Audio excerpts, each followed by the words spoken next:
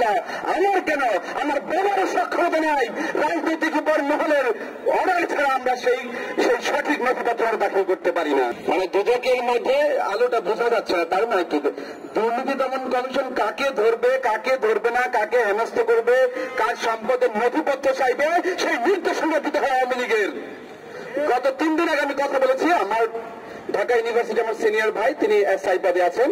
আমি কোর্টে হাজিরা দিতে গেলে মাঝে মাঝে ওনাকে দেখা হয়, ওনাকে দেখা যায়, আমি ডাক দিই, অনেক সময় ডাকও দেই না, যে ভাই আপনি তো কোর্টে দেখি, আমি তো প্রায়ই দেখি, শাহবাগ থানায় ছিলেন, এখন আবার পরিবর্তন হয়েছে মেবি কলাবাগান থানায়, যে আপনাকে ডাক দেই কথা বলে, আপনি আমার তো প্রায় আমার অনেকগুলো মামলার আইও আমি আমার কোর্টে যেতে হয় ওই মামলার তদন্তের কাজ নিয়ে।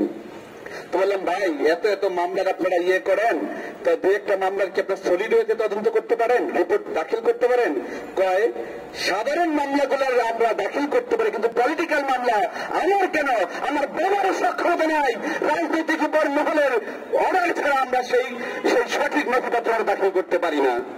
আমরা সঠিক নথিপত্র দাখিল করতে পারি। তার মানে কি, হোল পলিটিক্যাল মামলার motivated by this government, influenced by this government, by this ruling party, সকল প্রকার মামলার আয়োগের তদন্ত ডাজেন্ট ম্যাটার, তাদের রিপোর্টও রাজনৈতিক বিবেচনায়, রাজনৈতিক নির্দেশনায়। তার মানে বিষয়টা আপনারা বুঝতে পারছেন, সকল জায়গায় এই আওয়ামী লীগ সরকার অপসংস্কৃতি, অপরাজনীতির চর্চা করে রেখেছে। আরেকটা বিষয়, আজকে দুদকের কথা বলতে হয়েছে, এখন দ্রব্যমূল্যে যে বিষয়টা আপনারা জানেন যে সাউথ সাবকনে যদি আপনি চাষ করেন, বাংলাদেশের মতো এত অধপতন কোন দেশে ঘটে নাই, যে রাতের দিনের পরিবর্তনে ওভারনাইটের মধ্যে স্কাই ভার্সেস ল্যান্ড ডিফারেন্স দাম বেড়ে যায়। সেইটা একমাত্র এই আওয়ামী লীগ শাসিত দুঃশাসনের দেশ বাংলাদেশের মধ্যেই হয়। পেঁয়াজ কিনতে হয় 200 টাকা কেজি, এটা হচ্ছে আওয়ামী লীগের তৈরি, আপনাদেরকে বুঝতে হবে। আরেকটা বিষয় আমি বলি, একটা আপনারা ইংরেজিতে প্রবাদ করেছেন যে failure is the pillar of success, বারবার ফেল করলে পিলার হইতে পারে, সফলতা হইতে পারে। এখন আমার মনে হয় আওয়ামী লীগ দ্রব্যমূল্য নিয়ন্ত্রণ করতে বারবার ব্যর্থতায় পর্যবেসিত হচ্ছে, এবং তাদের সফলতার জায়গায় সেইটা বারবার ব্যর্থতায় পর্যবেসিত হচ্ছে বাজার নিয়ন্ত্রণ করতে। ঠিক একই কায়দায় সিন্ডিকেট তৈরি করে, সেই সিন্ডিকেটের রাজলে, সিন্ডিকেটের অর্থের সহায়তায় তারা অবৈধভাবে নির্বাচন করছে, সেই জায়গায় তারা সফলতা পাচ্ছে, কিন্তু বাজার নিয়ন্ত্রণে তারা ব্যর্থ হচ্ছে। তার মানে কি, failure is the pillar of success. Awami লীগের ক্ষেত্রে এই দিকটা সফল হয়েছে, সঠিক কাজ না করতে পারলেও। আজকে আমি বলতে চাই, ব্যাংক ডাকাতের কথা আপনারা জানেন, ব্যাংকের ক্ষেত্রে কম্বাইন্ড ব্যাংক সেবা চালু করার জন্য নির্দেশনা দিচ্ছে।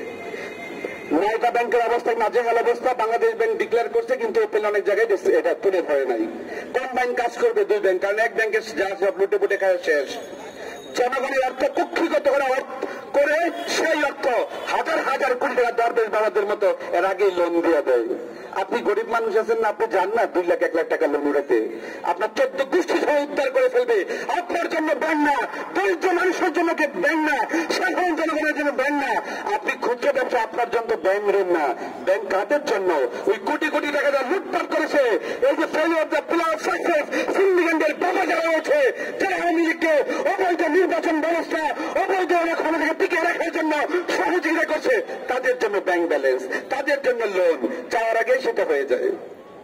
আজকে রাষ্ট্রের এই অব্যবস্থাপনার মধ্যে আমাদের একটা কথা মাথায় রাখতে হবে, রাজনীতির ধারাটাকে সচল রাখতে হবে। সবকিছুর মূল মন্ত্র হচ্ছে রাজনীতি।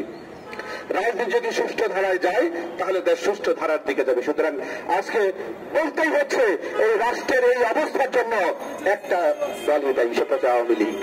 যারা আজকে একদম তৃণমূল পর্যায়ে, আপনার গ্রামে পাড়া মহল্লা মৌজায় দেখবেন, সেই জায়গায় যে আওয়ামী লীগের লোকটা করে, আসলে ওনার চারিত্রিক সমস্যা আছে, ওনার বিভিন্ন ধরনের প্রবলেম আছে, উগ্র চেতনা আছে, ওরা উগ্র জাতীয়তাবাদে বিশ্বাসী, মানে তাদের মধ্যে, মানে আওয়ামী লীগের জন্য উগ্র জাতীয়তাবাদ, দেশের জন্য উগ্র জাতীয়তাবাদে বিশ্বাসী তারা না।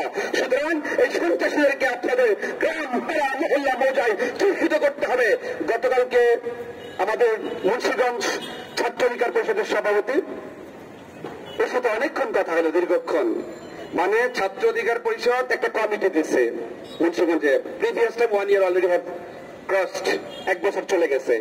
মানে ওরা ফোন দিয়ে এনএসআই, ডিজিএফআই, এসবি ফোন দিতে দিতে তোমাদের কমিটিকে লিস্টটা পাঠাও, কারা কারা আছে, কে আছে, তাদের লাগবে, 1 নম্বর সহসভাপতি দেখলাম, ওর পরিচয় কি, মানে অল দোজ থিংস সবকিছু তার সাথে কোশ্চেন করছে, আনসার চাচ্ছে। তার মানে কি এই রাষ্ট্র ছাত্র অধিকার পরিষদকে অনুরোধ জানাতে চাই, এই রাষ্ট্র পরিবর্তনের জন্য আপনারা অন্য ধরনের নিয়ামক হতে পারেন। আপনাদের মাথায় রাখতে হবে প্রশাসন আপনাদেরকে মানে আপনাদের খোঁজে যে ছাত্র অধিকার পরিষদের কমিটি কোথায় হচ্ছে, বিভিন্ন হয়রানি করছে, কিন্তু আমাদের ছেলেমেয়েরা বিন্দুমাত্র কিছু হচ্ছে না। আমরা বলতে চাই আই হোপ পলিটিক্স তারিকুল বলেছেন আই হেল্প পলিটিক্স, আপনাদেরকে মাথায় রাখতে হবে। আমরা ছাত্র অধিকার পরিষদ করেছি, এখন গণ অধিকার পরিষদের নেতৃত্ব দিচ্ছি। এই ছাত্র অধিকার পরিষদ আমরা একটি সংগঠন, যে সংগঠন আই হেল্প পলিটিক্স থেকে আই লাভ পলিটিক্স রূপান্তর করেছে সারা দেশে। আপনাদেরকে সেই জন্য লড়াই করতে হবে। সুতরাং আজকে আমরা বলতে চাই দ্রব্যমূল্যের ঊর্ধ্বগতি কিছুই না, সবকিছু all those things created by this fascist government. So we stand against this fascist government. আমাদের এই fascist government-এর বিরুদ্ধে দাঁড়াতে হবে। That's the time to take proper decision, proper step against this government. ধন্যবাদ সবাইকে। আসসালামু আলাইকুম।